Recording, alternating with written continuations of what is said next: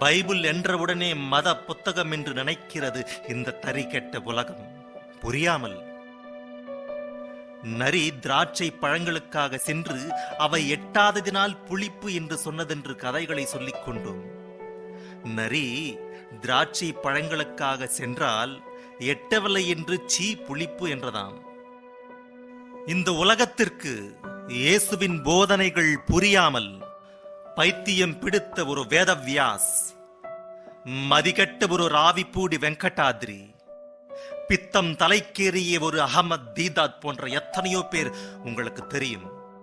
தறி கெட்டவர்கள் இந்த சிருஷ்டியில் பைபிளின் மேல் இயேசுவின் மேல் இல்லாத பொல்லாததையெல்லாம் கூறினார்கள். காரணம், இயேசுவின் போதனை, இயேசுவின் வார்த்தை புரியாமல். நமக்கு புரிந்ததா? ஆலோசிக்கலாம். கிறிஸ்தவத்திற்கும் புரியவில்லை.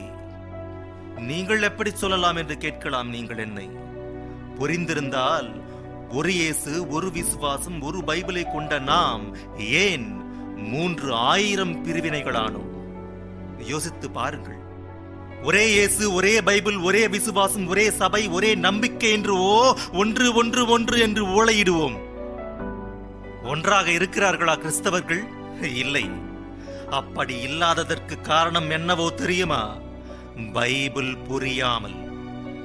பைபிளை தவறு என்றவர்கள், உலக கிறிஸ்தவர்களின் விசுவாசத்தையே பெயர் தடுக்க நினைத்தவர்கள், பைபிளின் சார்பாக சவாலுக்கு நின்ற எனக்கு முன் நிற்க முடியாமல் தோற்று போன எத்தனையோ. அதிலே ஒரு அகமத் தீதாத் இருக்கிறான்.